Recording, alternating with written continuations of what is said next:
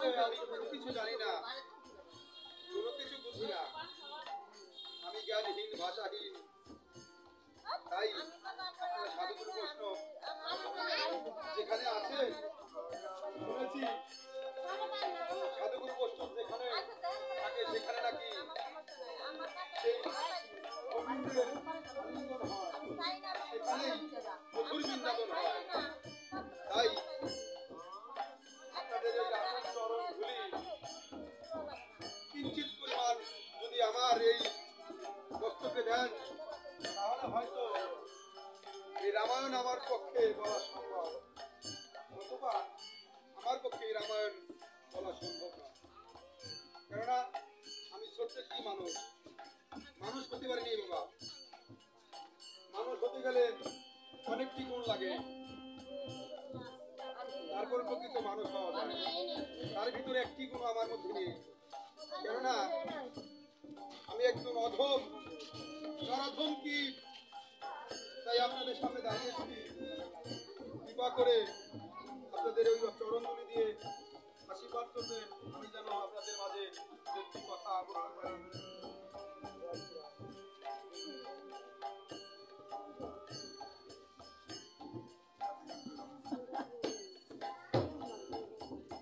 এইবারই কর্তা যিনি গত হয়েছে, তার নাম জগদীশ কর্মকার। তিনি গত হয়েছে, তার সদ্গতি কামনার জন্য আমরা রামায়ণ গান গেয়ে থাকি। আপনারা সাধুগুরু বৈষ্ণব এখানে সবাই আছেন, সবাই আশীর্বাদ করবেন সে যেন স্বর্গবাসী হয়ে যায়।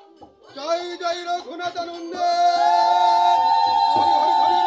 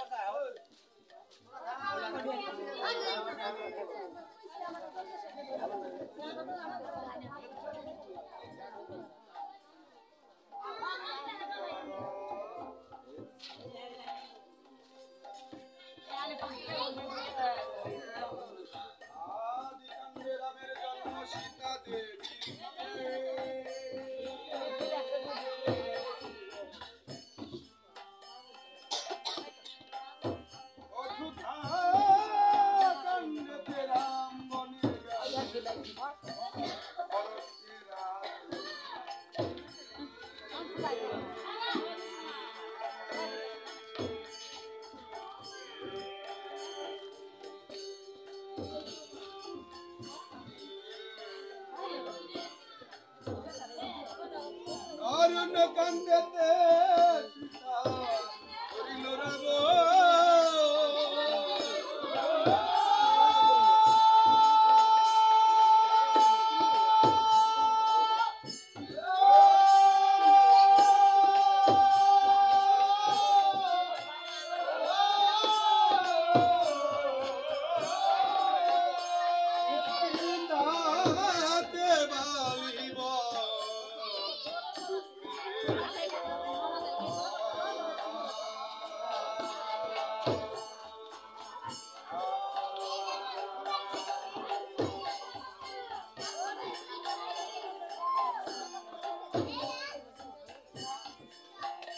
সুন্দর কান্দেতে সেতু বন্দি শ্রীরাম সাগর হলেন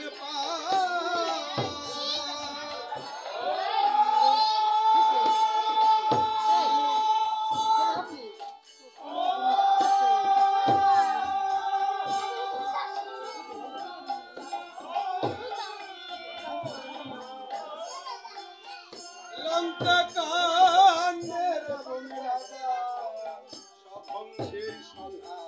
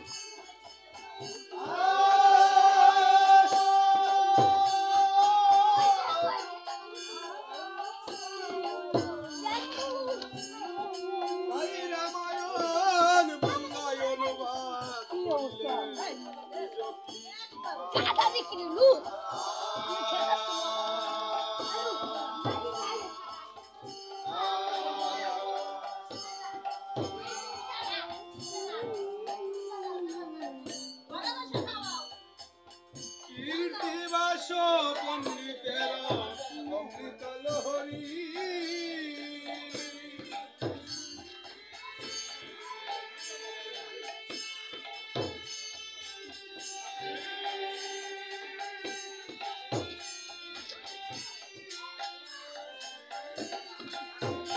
রঘুনাথ আনন্দে সবে বল হরি বল হরি বল হরি বল।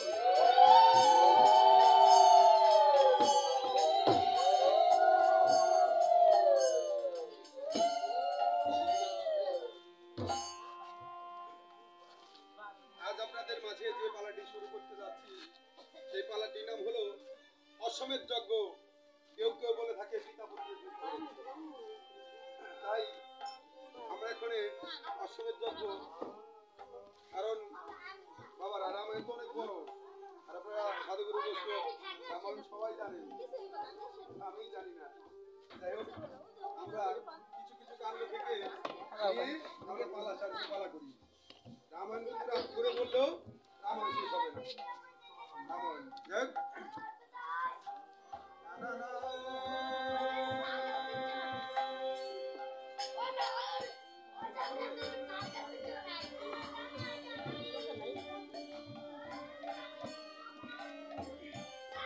রামচন্দ্র পিতৃ সত্তা পালনের জন্য গিয়েছিলেন গভীর বনে।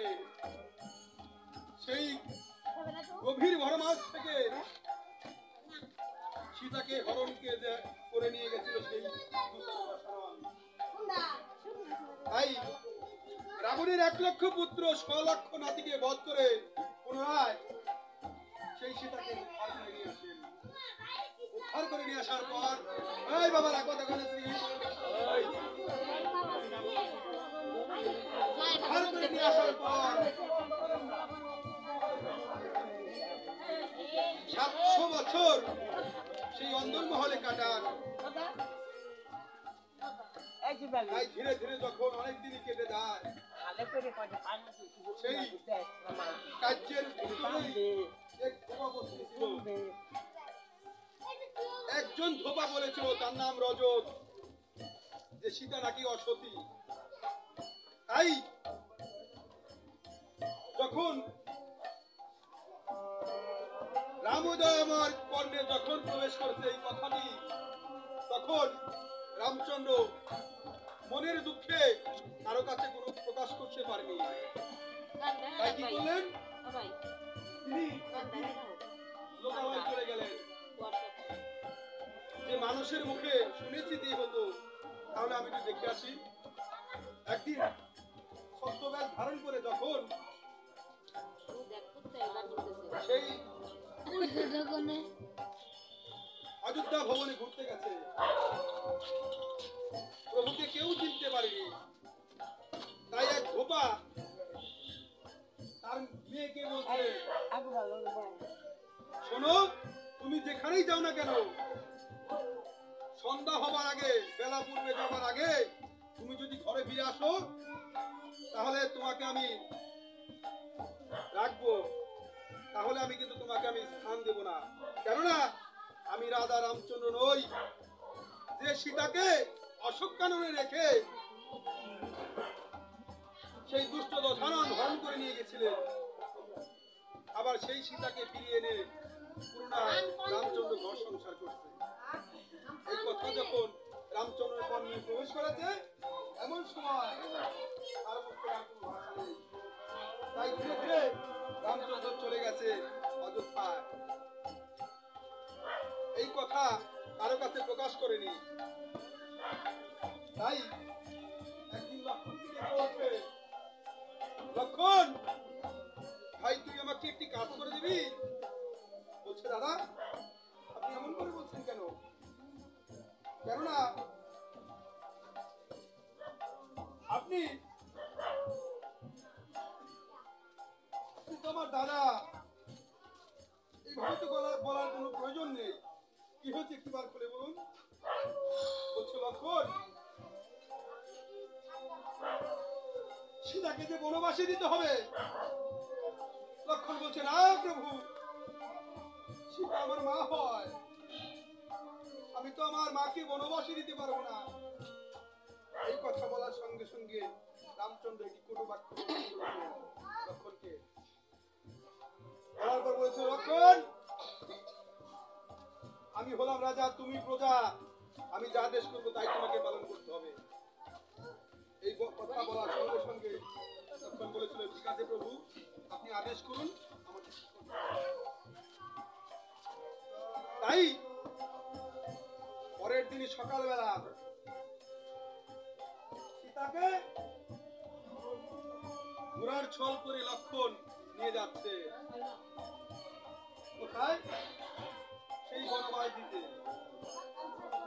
আর তখন সীতা ছিল পঞ্চম মাসের গর্ভবতী অবস্থায়।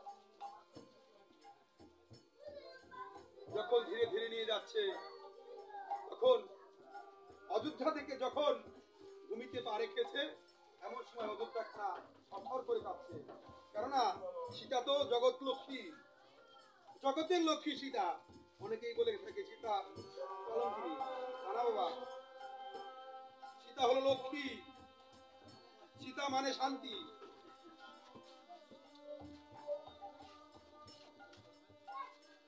রাম লক্ষণ ভরত শত্রুঘ্ন,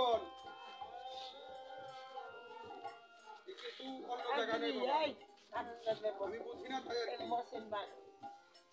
রাম লক্ষণ কোন জায়গায় নয়, রাম লক্ষণ সীতা, ভরত শত্রুঘ্ন, আর হইল কি অযোধ্যা। কোথায় বাবা? এই দেহখানে হলো অযোধ্যা। জ্ঞান বিবেক বিচার বৈরাগ্য, রাম লক্ষণ ভরত শত্রুঘ্ন। শুনে রাখুন, জ্ঞান, আমার দেহের জ্ঞান হচ্ছে রাম, বিবেক আমার দেহের লক্ষণ, শত্রুঘ্ন বিচার, বৈরাগ্য হলে ভরত। আর সীতা, সীতা হলো একটি হর ধনুক। যে হর ধনুক আপনাদের রামায়ণে দেখে থাকেন যে ভেঙে ফেলে রামচন্দ্র দেব, আসলে বাবা সেই হর ধনুক নয়। মনের যত কুটিলতা আকিলতা আছে, মনের হর ধনুককে ভেঙে যখনই ভেঙে চূর্ণ চূর্ণ করতে পারবেন, তখনই সীতার শান্তি দেহের মধ্যে বিরাজ বল। কেননা যখনই এই পাঁচটা জিনিস যার ভিতরে কাজ করে সবসময়, তার দেহখানাই হচ্ছে অযোধ্যা। সেই দেহখানাই অযোধ্যা বাবা, আর কিছু নয়। কার্ডটা পড়ছো এত ছোট। তাই কি করলেন? যখন তাকে নিয়ে যাচ্ছে পঞ্চম বছর গর্ভবতী অবস্থায়, ধীরে ধীরে যখন রথ করে নিয়ে যাচ্ছে, হঠাৎ অনেক দূর যেতে যেতে রথখানা, রথের চাকাখানা ভেঙে গেছে। কেননা রথ বহন করতে পারছে না। তাই কি করলেন?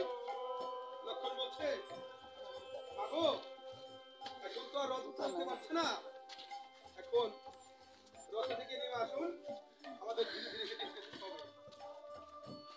যখন হাঁটতে হাঁটতে অনেক দূর চলে গেছে, এমন সময় মা সীতা বলছে, ঠাকুর লক্ষণ, আমি যে আর পথ চলতে পারছি না, কেননা আমার হাত পা ভেঙে আসছে। লক্ষণ বলছে, ঠিক আছে মা জননী, ওই সামনে একটি বৃক্ষ দেখতে পাচ্ছি, ওই বৃক্ষের নিচে গিয়ে আমরা আসছি।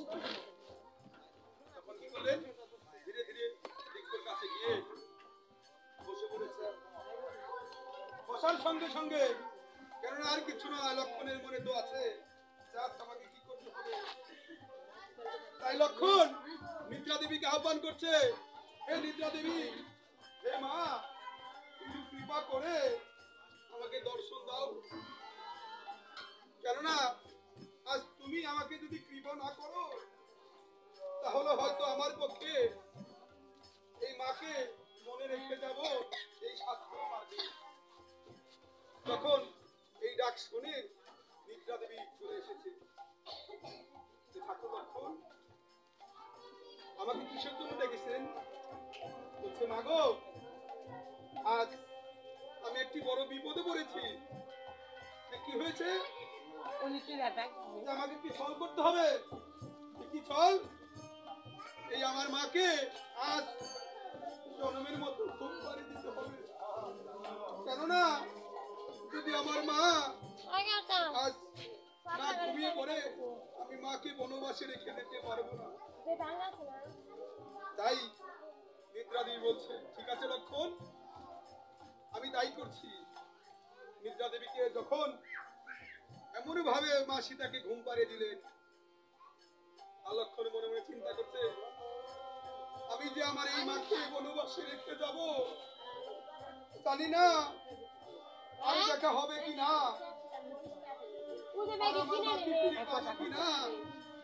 কত জীব জন্তু জানোয়ার রয়েছে, যদি আজ রেখে যাই হয়তো আমার ভাগ্যে নাও হতে পারে। তাই লক্ষণ কেঁদে কেঁদে যাচ্ছে এই অযোধ্যার দিকে। মাতার চোখের জলে হচ্ছে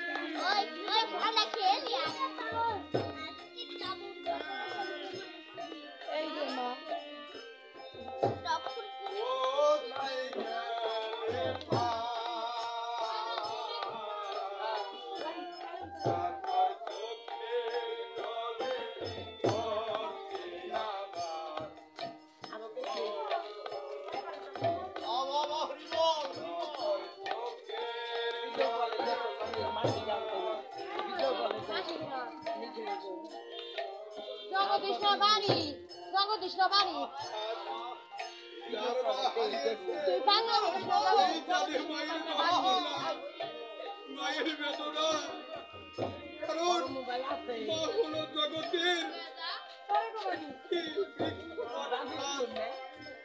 যার মা একবার চলে গেছে আর কখনো ফিরে পাওয়া যাবে না।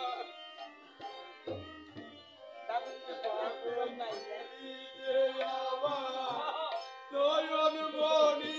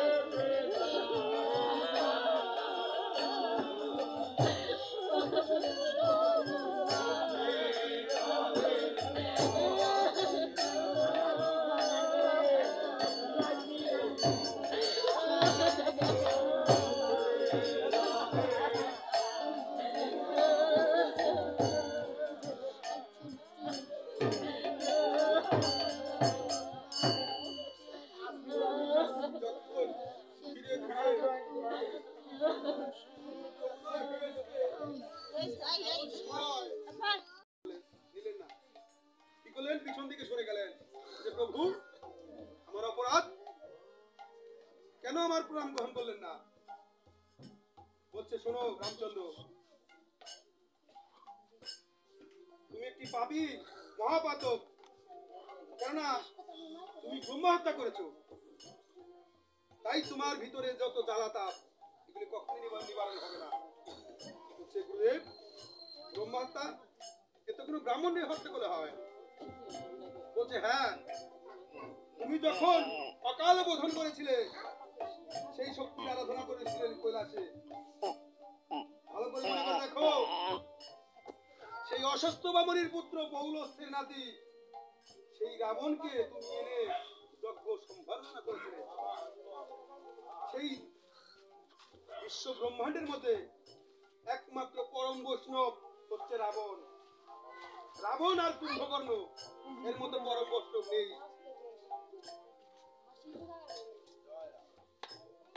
তাই ভালো করে মনে করে দেখো।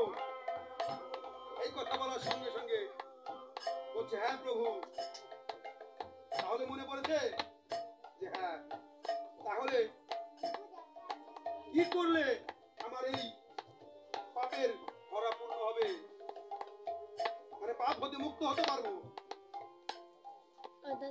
বলছে শাস্ত্রে 4টি যজ্ঞের বিধান আছে, এর যে কোনো একটি যজ্ঞ করলেই তুমি পাপ হতে মুক্ত হতে পারবে। তাহলে কি যজ্ঞ করবো? তখন বলেছিল তোমাকে একটি অশ্বমেধ যজ্ঞ করতে হবে। ঠিক আছে প্রভু, আমি অশ্বমেধ যজ্ঞই করবো। অশ্বমেধ যজ্ঞ করতে কি কি লাগে? বলছে অশ্বমেধ যজ্ঞ করতে গেলে একটি অষ্টম বর্ণের ঘোড়া লাগে। বলছে অষ্টম বর্ণের ঘোড়া?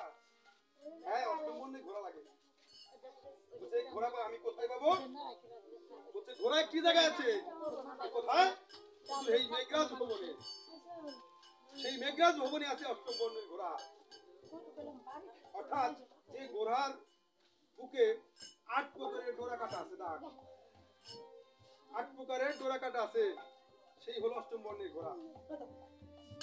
তাহলে আমি কি করে আনবো সেই অষ্টম বর্ণের ঘোড়াখানা? বলছে কেন? হনুমান আছে, হনুমানকে খবর দাও, তাহলে তোমার পবন পুত্র হনুমান এনে দিবে। যখন হনুমান বলে ডাক দিয়েছে, হনুমান এসে জয় শ্রীরাম বলতে বলতে জয় শ্রীরাম প্রণাম হইয়া তোর চরণে। বলছে কি হয়েছে প্রভু, আমাকে ডাকছেন কেন? বলছে শোনো হনুমান, এখানে একটি যজ্ঞের আয়োজন করা হয়েছে, তাই সেই যজ্ঞে একটি ঘোড়া আহুতি দিতে হবে, তারপরে যজ্ঞখানা পূর্ণ হবে। হনুমান বলছিল প্রভু আপনি এই যজ্ঞ করবেন না, কেননা এই যজ্ঞ করলে আপনার কখনোই পূর্ণতা লাভ হবে না। হনুমান বনের পশু হলে কি হবে, মানুষের থেকেও অনেক শক্তিশালী বেশি, জ্ঞান শক্তি বেশি, তারা জ্ঞান সঙ্গে অনেক কিছু বলতে পারে, অগ্রিম কথাও বলতে পারে। তাই হনুমান বলেছিল এই বনের বানর, রামচন্দ্র যখন বলল এই বনের বানর, তুই তো ছিলি বনের বানর, তাই আমি তোকে আশ্রয় দিয়েছিলাম বিদায়, তুই আমাকে এত বড় কথা বলছিস? বলছে প্রভু আমাকে ক্ষমা করুন। তাহলে আমাকে আজ্ঞা দিন, আমি কি করবো? তাই কি করলেন? বলছে সেই মেঘরাজ ভবনে অষ্টম বর্ণের ঘোড়া আছে, সেই ঘোড়াখানা নিয়ে আসতে হবে। ঠিক আছে প্রভু, আমি নিয়ে আসছি। নাচিতে নাচিতে চলিয়া যায় মনের আনন্দে হলো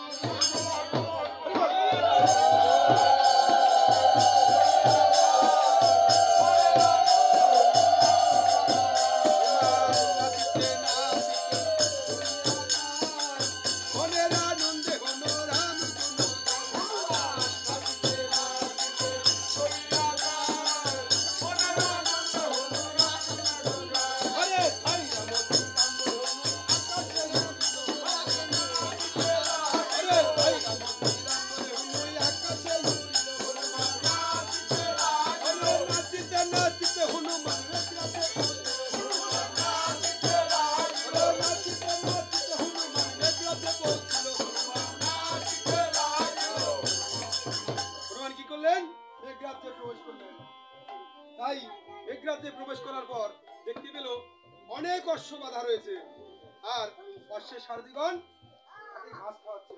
বলছে এই অশ্ব সারথিগণ, এই তোমাদের কিন্তু অষ্টম বর্ণের অশ্ব আছে? বেশ, তাহলে অশ্বখানা আমাকে দিতে হবে। আপনি কইতে আছেন? আমি সেই অযোধ্যা থেকে এসেছি। এটা কি মামা বাড়ি আব্বা? যাই লিস পাওয়া যায়। দেখছেন না কয় কি? এটা কথা হইলো মামা বাড়ি মামা। এই সাথে কথা এরকম কথা চলে নাকি? মামা বাড়ির মামা নাকি? তাই কি করলো? এই কথা অযোধ্যা থেকে। হ্যাঁ অযোধ্যা থেকে এসেছি। কিসের জন্য অশ্ব দিব? হ্যাঁ অশ্ব নিতে এসেছি। আমাদের মহারাজের হুকুম ছাড়া এই অশ্ব দেওয়া যাবে না। বেশ, তাহলে দিবে না? না না। তাই কি করলেন? হনুমান জয় শ্রীরাম প্রণাম করলেন। বলছে প্রভু আপনার কর্ম করতে এসে আজ পর্যন্ত ভালো মতো কোনো কাজ করতে পারলাম না। তাই কি করলেন? আরে ও চলে কি দিয়ে বাক্য দিয়ে বুলাম হনুমান নাচিতে রাম। আরে ও চলে কি দিয়ে বাক্য দিয়ে আরে দ্বিতীয়তে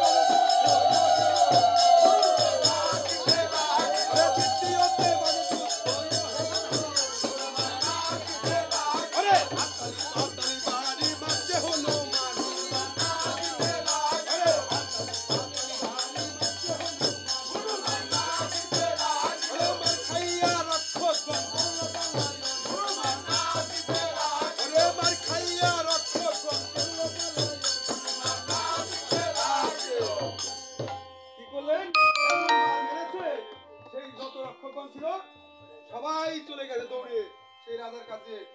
রাজার কাছে গিয়ে বলছে প্রভু আমাদেরকে বাঁচান বাঁচান। আরে কি জানি হয়ে গেল প্রভু, কি জানি হয়ে গেছে। ওই কি হলো না কি হলো? আরে কি জানি ওই যে আরে ওই না কিছু না। হনুমান প্রণাম হইরা তোর চরণে। আমার প্রণাম হইরা তোর চরণে। কি কইছে তোকে? ফাটায় ফুটে রক্ত বার করে দিছে। আমার কই প্রণাম হইরা তোর চরণে। শোনো তাহলে, কিছুই নাই। শোনো তাহলে কি এই হনুমানের চরণে যদি আমি প্রণাম গ্রহণ করি, প্রণাম দেই, তাহলে আমার প্রভুর চরণে প্রণাম পৌঁছে যাবে। জয় শ্রীরাম। তাই কি বললেন? অশ্বসারথীগণ বলছে, অশ্বসারথীগণ তুমি একটি কাজ করো, এই হনুমানকে সসম্মানে ভাবে রাজসভায় নিয়ে এসো। রাজসভায় নিয়ে আসলেন, সমস্ত কিছু আত্মবৃত্তান্ত খুলে বলার পর বলছে, আমার প্রভু একটি যজ্ঞ করব, এই যজ্ঞের জন্য আপনি অশ্বখানা নিতে এসেছেন, তাই অশ্বখানা আমাকে দিতে হবে। তাই সেই মেঘরাজ বলছে যে প্রভু আমার যজ্ঞ করবে, আমার তো এতে কোনো বাধা নেই, যত লাগে হনুমান তুমি নিয়ে যাও, ঠিক আছে? তাই কি করলেন? অশ্বসারথীগণ বলছে, অশ্বসারথীগণ তোমরা কি কাজ করো, কি করো, অশ্বখানা ভালো করে সাজিয়ে দাও। যখন সাজিয়ে দিলেন, হনুমান ধীরে ধীরে এইভাবে হেঁটে হেঁটে যাচ্ছে, হেঁটে হেঁটে যাচ্ছে, আর মনে মনে ভাবছে যে আমি যদি এইভাবে হেঁটে হেঁটে যাই, কারণ অযোধ্যা তো অনেক দূরে, অযোধ্যা পৌঁছাতে অনেক সময় লাগবে, তাই না? তাই কি বলেন? তারি পদ ধরে অশ্বগন্ধকে নিল অশ্বগন্ধকে নিল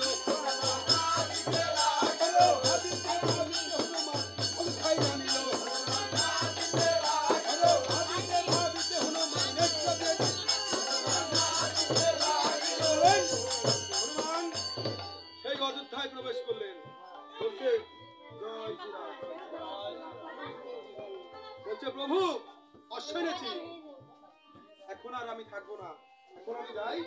বলছে কেন হনুমান তুমি থাকবে না? হনুমান বলেছিল, না প্রভু আমি তো আগেই বলেছি, কারণ আমি এখানে থাকবো না, যেখানে আমার মা নাই সেখানে আমি থাকবো না, মা নাই অর্থাৎ এখানে শান্তি নেই। তাই হনুমান চলে গিয়েছিলেন। কুলগুরু বৈশিষ্ট্যমণির কাছে বলছে রামদয়াময়, বলছে প্রভু এখন তো অশ্ব এনেছে, এখন কি করব? বলছে অশ্বের ললাটে একটি জয়পত্র লিখতে হবে, অশ্বের ভালে একটি জয়পত্র লিখতে হবে। ভাল বুঝেন তো তোমারা? ভাল মানে ললাট, ললাটে মানে কপালে একটি জয়পত্র, জয়পত্র মানে একটি পত্র লিখে তার কপালে লাগিয়ে চতুর্দিক জয় করতে হবে। চতুর্দিক জয় করার পর যদি এই অশ্বখানা ফিরে আসে, তাহলেই হবে অশ্বমেধ যজ্ঞ শুরু। তাই কি করলেন?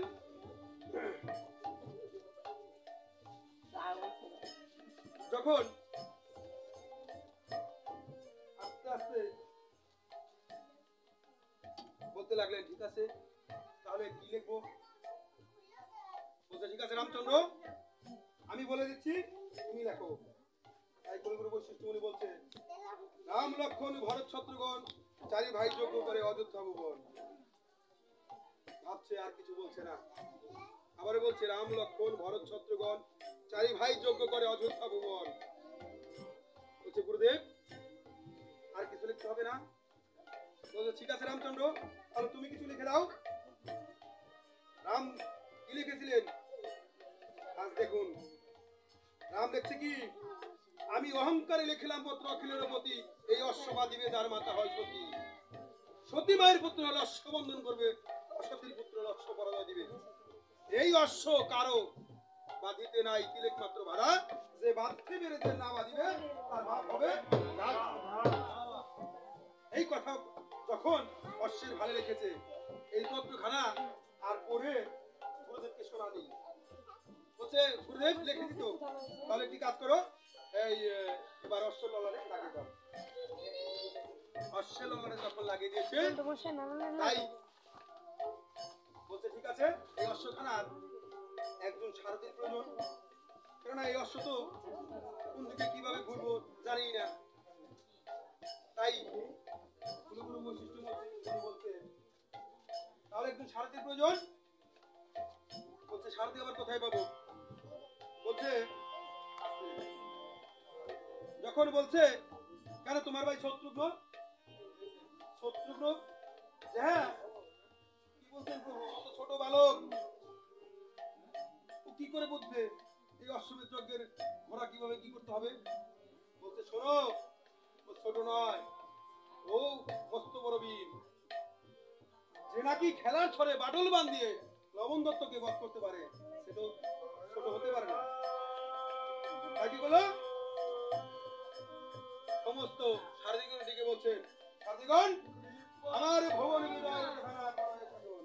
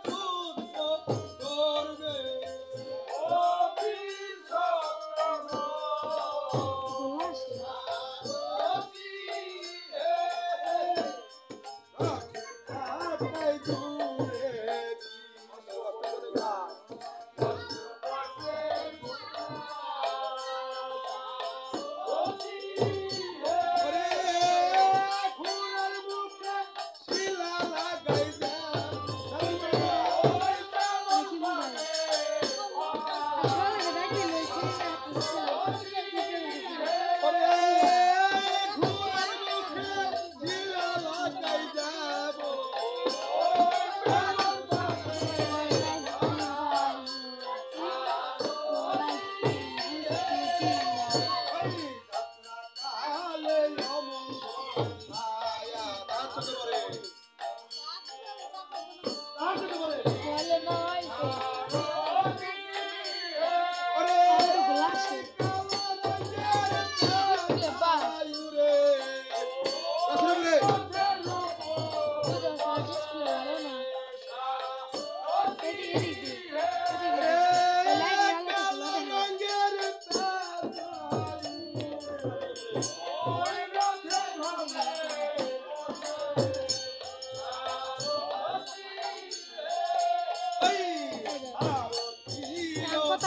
পাইছি খালি ইউটিউব চ্যানেল লাইক ওই লিড বুক করা আর ওই দিলাম এই দক্ষিণ দিকে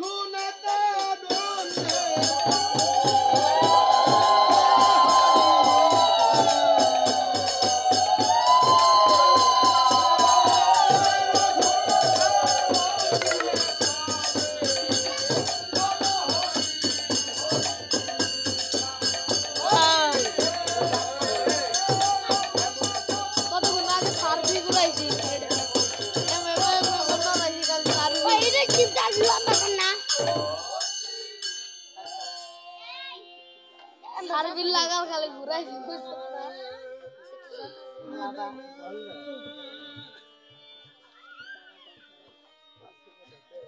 যখন একে একে তিন দিক জয় করে আসার পর বাকি রয়েছে দক্ষিণ দেশ।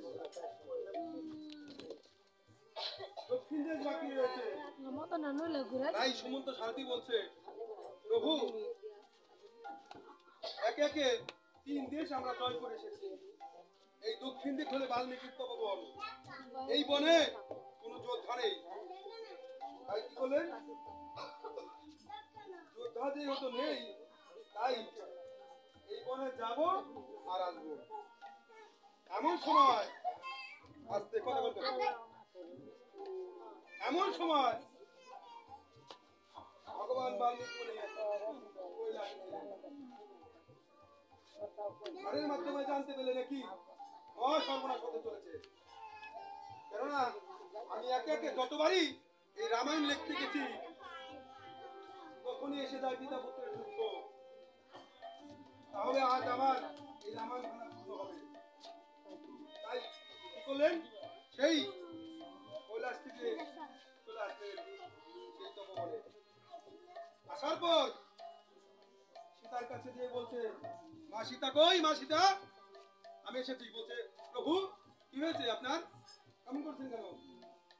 বলছে, মা গো, আজ তোমার কাছে একটি জিনিস চাইবো, তোমাকে দিতে হবে। বলছে, জিনিস?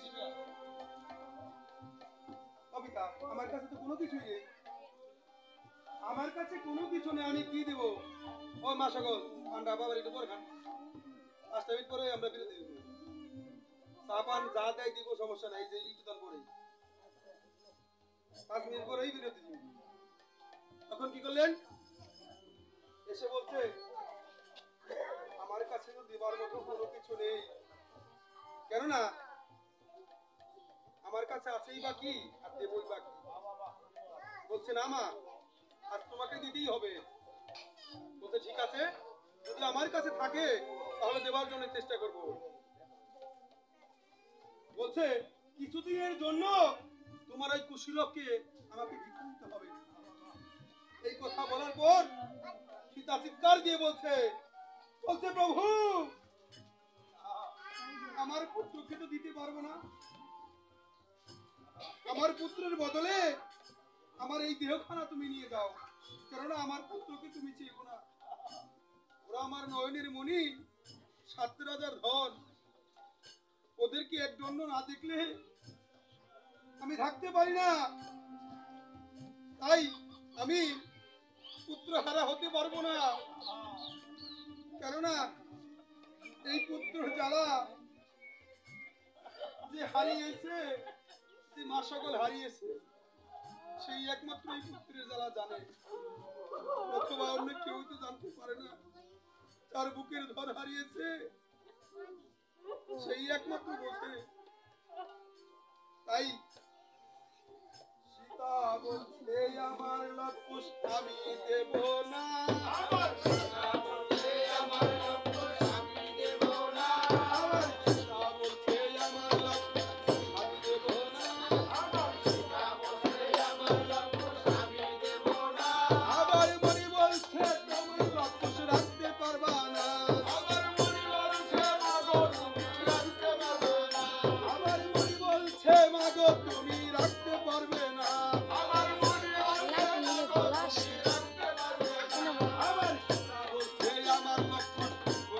কাতর সীতা বলছে আমার আবার সীতা বলছে আমার লক্ষ্মণ বোঝাতে কাতর আবার মনি বলছে মনে আছে ভালো ভালো ফল আবার মনি বলছে মনে আছে ভালো ভালো ফল আবার মনি বলছে মনে আছে ভালো ভালো ফল আবার মনি বলছে মনে আছে ভালো ভালো ফল আবার ভাই তাতে কাতর আবার সীতা বলছে আমার লক্ষ্মণ তাতে কাতর আবার মনি বলছে মনে আছে অন্ধকূপের ডাল আবার মনি বলছে মনে আছে অন্ধকূপের ডাল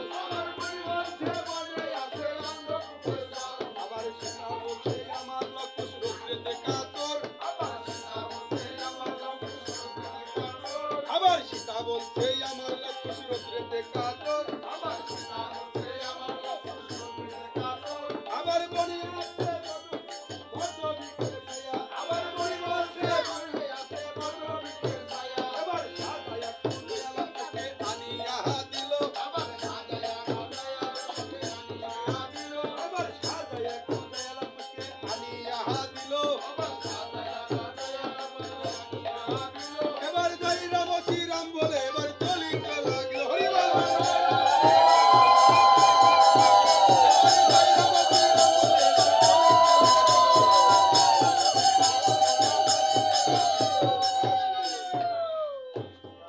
যখন ধীরে ধীরে লবকুশকে নিয়ে গেলেন নিয়ে যাবার পর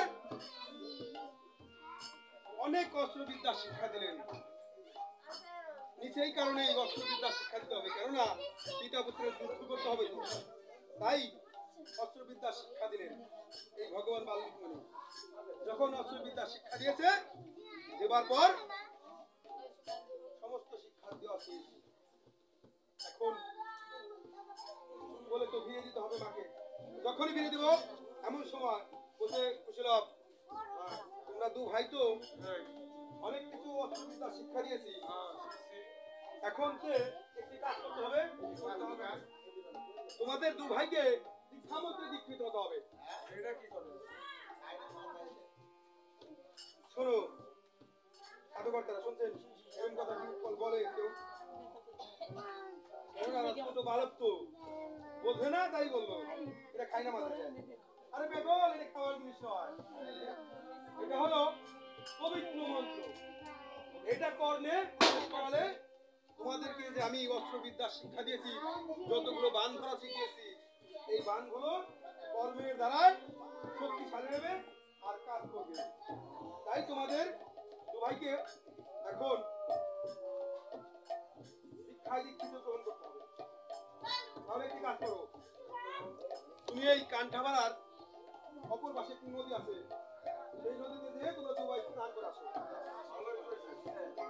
এই যে সকালবেলা না আমার কাছ থেকে বার করছে এই যে বাউলি মধ্যে মনের মধ্যে আপনার বুঝতেন এবার আত্মগত হয়ে গেছে বেশ আমার কায়দা বসাই শোনো কত ছলাকলা চলবো না কইতেছি শোনো শোনো শোনো তোমরা তো অনেক দুষ্ট হয়ে গেছো এত ছলাকলা চলবো না তোমাদেরকে দীক্ষা মন্ত্রে দীক্ষিত হতে হলে তোমাদের দু ভাইকে স্নান করে আসতে হবে হ্যাঁ অবশ্যই স্নান করতে হবে ঠিক আছে দু ভাই ধীরে ধীরে স্নান করে আসলো এমন সময় ঠিক আছে এই কুশলভ তুমি ভালো করে বসো বসছি বসাও তাহলে এখন দীক্ষা মন্ত্রে দীক্ষিত করবো ঠিক আছে তবে দাদি আল্লাহ লাথিরা হরাইলেন গুলো একদম হর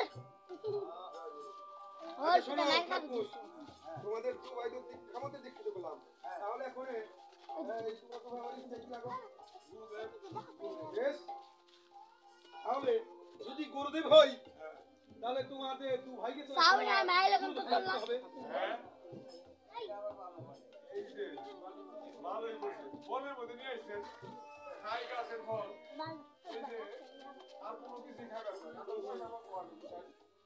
এটা কথা হইলো তাহলে কি কাজ করো এই বনের অপর বাঁধবে কানটা বলে কিরাম আছে পাশেই দেখি এই বড় বড় কারিগর আছে ঠিক আছে কারিগর বলছেন তো কি বলছেন বলেন তো মাল খানা মাল হ্যাঁ হ্যাঁ মাল মশলা তার পাশে কর্মকার এই বলা হয় কারিগর ওই কারিগরদের কাছ থেকে আমার পাশে আমার ওভার বল আছে হ্যাঁ হ্যাঁ অবশ্যই বাজিবার আছে তাহলে এই এক পাড়া থেকে কিছু ভিক্ষা শিক্ষা করে এনে তোমাদের দু ভাইকে গুরুদক্ষিণা দিতে হবে আচ্ছা কুশাল হ্যাঁ এর একটা কথা কই আবার কি কথা কিন্তু একটা রাখছি আবার এই যে আমরা পুরাতন মানুষ বুঝছে হ্যাঁ এই যে শিশু দৌড় করছে হ্যাঁ ঠিকছে নাইডু তা তো অবশ্যই হ্যাঁ হ্যাঁ তাইলে আমি এটা কথা কমুকে হাতে মোটা করতে আচ্ছা বলো বলো তোমরা দু ভাই কি বলবে এর ব্যাপার হচ্ছে কি আসলেই তো না পাও দেয় রক্ত বাড়িতেছে আর আমার কায় নাই নাই এই সাপ কইছে আসছি না হ্যাঁ। সুসা দু তিনটা ভাইটে হইতে এর রক্ত বাড়িতেছে এর আর যাওয়ার কাজে না তাই আসার সময় এবারে কইতেছে কি যদি যেহেতু বুঝাই এনে মঞ্চ দিছে ঘুরতে গেছি এই আমার ওই না একটু দয়া করে এই নগরটা আপনি একটু শুনছেন নাকি সাধু কর্তারা কথা কি শুনছেন জয় গুরু জয় গুরু ওই গুরু ফিরে ঘরে ঘরে শিষ্য ফেরে কবলের ঘরে এরম শিষ্য যদি থাকে গুরু দক্ষিণা দান সবাই দিয়ে ডালানো দাবা এরম শিষ্য যদি থাকে তাহলে তো কাম হয়েছে না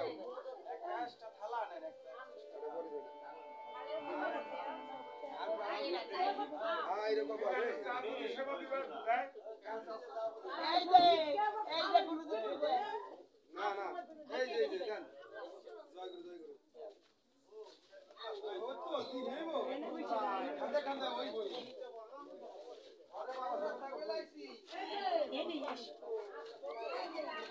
আর আস্তে আস্তে আস্তে তোমার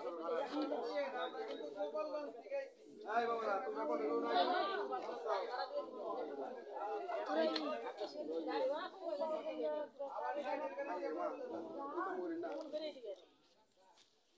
এই যে হরে কৃষ্ণ ভাই রে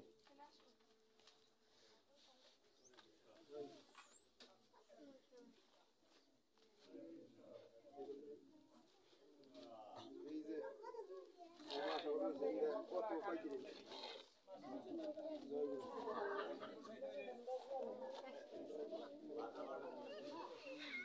মামি ঘরে গেল হ্যাঁ এখন বলতেছে এন্ডে দেন এই যে বাইরে